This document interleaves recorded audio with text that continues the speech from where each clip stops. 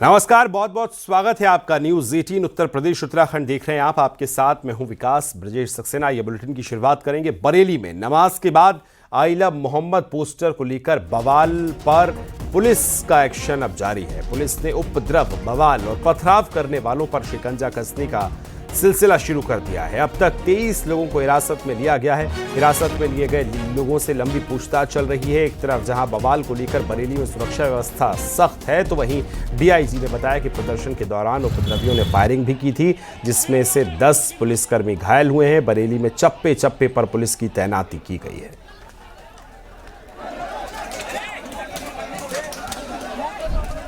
तो आपको बता दें कि जुमे की नमाज के दौरान यहां हंगामा हुआ, बवाल हुआ और इस बवाल में पुलिस पर फायरिंग भी की गई है। कई पुलिसकर्मी ऐसे हैं जिनको छर्रे भी लगे हैं और अब इसी के चलते लिहाजा पुलिस जो है बड़ी कार्रवाई की तैयारी कर रही है। लोगों को चिन्हित किया जा रहा है और ऐसे लोगों पर सख्ती से कार्रवाई होगी।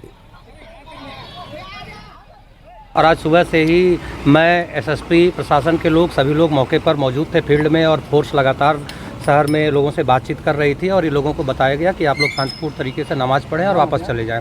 इसका परिणाम ये हुआ कि 90-95% लोगों ने शांतिपूर्ण तरीके से नमाज़ पढ़ी और वो लोग वापस चले गए।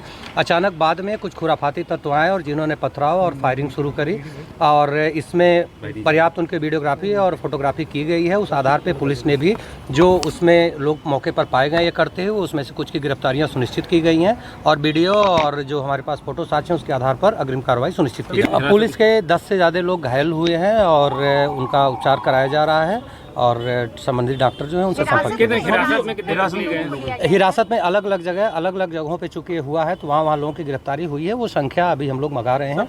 और फायरिंग की घटना जो हुई है उसमें छर्रे लगे हैं, कुछ वेपन भी बरामद किए गए हैं। ये पहले से कोई साजिश की गई थी, तभी अचानक इतने लोग सामने आए और प्रॉपर तैयार होकर आए और ऐसे लोगों को चिन्हित किया गया है। बाकी अभी का प्रकरण है तो इसमें हम लोग इसकी सारी चीज़ों की इन्वेस्टिगेशन कर रहे हैं। बाहर से भी कुछ लोग आए थे ऐसी, अभी शुरुआती जांच में कुछ मिला है? हाँ, अभी जो फोटो और वीडियो है उसके आधार पर हम लोग ये चीज़ें देख रहे हैं कि कौन कौन से लोग थे और कहाँ के लोग थे। हम पे पर्याप्त साक्ष्य हैं। तौकीर रजा के खिलाफ कार्रवाई कहने पे आए थे, क्या उनको भी नाम दर्ज किया जाएगा? तौकीर रजा पे कार्रवाई होगी? मैंने आपको पहले ही बता दिया कि हम लोग लगातार धार्मिक प्रतिनिधियों से संपर्क कर रहे हैं और ये पहले से प्री प्लान्ड वे में किया गया है। जो भी लोग इसके पीछे हैं, जिन्होंने भी कॉल की थी, किसी को भी बख्शा नहीं जाएगा। लेंगे ज्यादा जानकारी के साथ सहयोगी राजीव मेरे साथ जुड़ गए। राजीव, कल जिस तरह से बरेली में जो घटनाएं हुई, जो हादसे हुए और उसके बाद अब पुलिस चौकन्नी है, किस तरह से धरपकड़ का अभियान पुलिस पूरा चलाएगी? क्या ऐसे लोगों को चिन्हित भी किया गया है? अब तक ऐसे कितने लोग सामने आए राजीव? देखिए, कल आईएमसी प्रमुख मौलाना तौकीर रजा ने आई लव मोहम्मद के समर्थन में इस्लामिया इंटर कॉलेज में प्रदर्शन के लिए कॉल किया था, जिसकी प्रशासन द्वारा अनुमति नहीं दी गई थी और इसी के कारण भारी संख्या में पुलिस फोर्स की पहले से तैनाती की गई थी और लगातार पुलिस प्रशासनिक अधिकारियों द्वारा ये मुस्लिम धर्मगुरु हों या फिर अन्य लोग हों, उनसे ये अपील की जा रही थी कि शांतिपूर्ण ढंग से नमाज पढ़कर वो अपने घरों को वापस चले जाएँ। लेकिन जैसा कि डीआईजी ने बताया कि एक सोची समझी साजिश के तहत कुछ अराजक तत्वों ने न सिर्फ बरेली बल्कि पूरे उत्तर प्रदेश का माहौल खराब करने की कोशिश की है। जैसा कि न सिर्फ वहां पर पथराव किया गया है बल्कि फायरिंग की गई है, जिसके चलते बड़े स्तर पर कार्रवाई की जा रही है। अगर सूत्रों की माने तो करीब 50 के करीब लोगों को हिरासत में लिया गया है। तमाम जो सीसीटीवी फुटेज है, जो फोटो मौजूद हैं, उनके आधार पर उनको चिन्हित किया जा रहा है ताकि उनके खिलाफ कड़ी से कड़ी कार्रवाई की जाए। निश्चित तौर पर, और राजीव लौट रहा हूं आपके पास। देखिए, बरेली से रामविलास भी हमारे साथ सहयोगी जुड़ गए। रामविलास, जरा ये बताइए, खबर ये भी है कि कुछ पुलिस के जो अधिकारी हैं, पुलिस के जो साथी थे, उनको भी छर्रे लगे हैं, गोली लगी है, इस तरह की खबरें भी निकलकर सामने आई हैं। ये कितनी पुष्टि खबर करती हैं और क्या इस पूरे मामले पर अब तक अपडेट सामने आया है? जी देखिए, मैं आपको बता दूं, सबसे पहले तो इस वक्त मेरी मौजूदगी उसी जगह पर बिहारीपुर ढाल, यही वो जगह है जहां मौलाना तौकीर रजा ने आने का ऐलान किया था। यही वो जगह है, इसको इस्लामिया ग्राउंड कहते हैं। आप देख सकते हैं हमारे पीछे ग्रीन कलर में है जो है। भारी पुलिस फोर्स, पुलिस और पीएससी के जवानों को इस वक्त यहां पर तैनात किया हुआ है। अभी भी पूरी रात धरपकड़ की कार्यवाही की गई है। ये वो पीएससी के जवान है, पूरी रात इसी जगह पर मुस्तैद रहे। और ये बरेली की यही जगह नहीं है बिहारीपुर, इस तरह से बरेली के हर चौक चौराहे पर सशस्त्र पुलिसकर्मियों को तैनात किया गया है।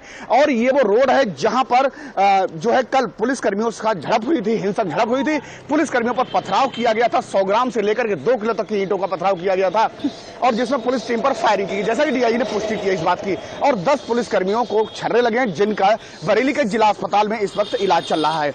लेकिन जो हालात हैं वो जिला प्रशासन जो है, पुलिस फोर्स जो है वो सामान्य करने की कोशिश कर रहा है। 10 पुलिसकर्मी इसमें घायल हुए हैं। लोगों ने अपना कामकाज शुरू कर दिया है। जो बच्चे स्कूल जाना है, जिनको वो स्कूल जा रहे हैं, जिनको अपना दुकान या जो भी अन्य संस्थान खोलने वो भी शुरू कर दिए हैं। तो जो यहाँ पर बरेली के हालात हैं, हालात सामान्य हो चुके हैं। जिला प्रशासन पूरी तरीके से कोशिश कर रहा है। एडीजी बरेली जोन रमेश शर्मा ने जो पुलिसकर्मी गैर जनपदों से आए थे, अमरोहा, संभल, बिजनौर, रामपुर, मुरादाबाद जैसे तमाम जनपदों जो पुलिस फोर्स यहां पर था, एहतियातन पहले से ही जिला प्रशासन ने तैयारी कर रखी थी। यहां पर 6000 पुलिसकर्मियों को डिप्यूट किया गया था। यहां पर ड्यूटी बढ़ा दी गई है पुलिसकर्मियों की, 28 सितंबर तक के लिए ड्यूटी बढ़ा दी गई है और जो पुलिस फोर्स है वो अभी यहीं पर बरेली में ही रहेगा। हालात सामान्य है, लेकिन पुलिस ने जो जिस तरीके से पूरी रात कार्रवाई भी की है, उसमें सबसे खास विकास इसी अब निकल करके आ रही है। पुलिस जिन लोगों को गिरफ्तार कर रही है कि जो लोग शामिल थे इसमें तमाम बड़ी तादाद में नाबालिग लोग थे और नाबालिग के साथ साथ तमाम ऐसे नौजवान थे जो बताया जा रहा है कि बाहर से आए हुए थे। पुलिस जिन लोगों को हिरासत में ले रही है, अब उसमें उनके परिजन जो है परिवार की महिलाओं को मोहरा बना करके थाना पहुंच रहे हैं। अब वो एक तरीके से फरियाद कर रहे हैं, उनके बच्चे दोषी थे। जब उनसे पूछने की कोशिश कल की जो घटना हुई, इससे एक चीज बड़ी क्लियर समझ में आती है कि जिस तरह से पुलिस ने लोगों को रोकने की कोशिश की तो उचित वहां से जवाबी कार्रवाई हुई। प्रॉपर जो है लाठी डंडों के साथ लोग थे। उसके बाद अब पुलिस ये कह रही है, पुलिस के अधिकारी अगर ये कह रहे हैं कि छर्रे लगे हैं, इसका मतलब पूरी तरह से प्री प्लान चीजें रही होंगी। क्या नजर आता है राजीव?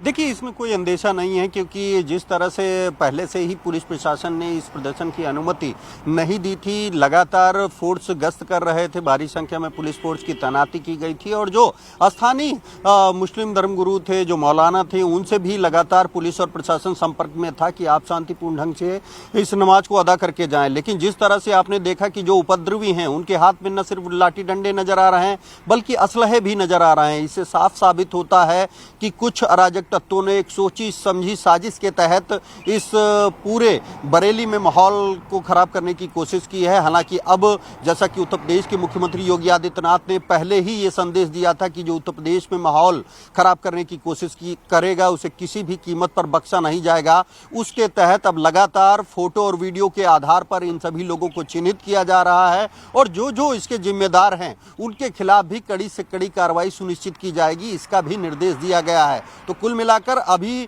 क्योंकि कल की घटना है, लगातार जो लोग फोटो और वीडियो में नजर आ रहे हैं उनकी धरपकड़ के लिए पुलिस की कई टीमें प्रयासरत हैं। उम्मीद जताई जा रही है कि जल्द से जल्द जब इन लोगों को गिरफ्तार किया गया है या जो हिरासत में हैं उनसे ये भी पूछा जा रहा है कि आखिर ये साजिश किसने रची थी, किसके कहने पर इस तरह का उग्र प्रदर्शन हुआ है। इसी तो कुल आधार मिलाकर पर आने जो है वाले जांच को तेज भी किया गया। आप दोनों का बहुत शुक्रिया जानकारी साझा करने के लिए।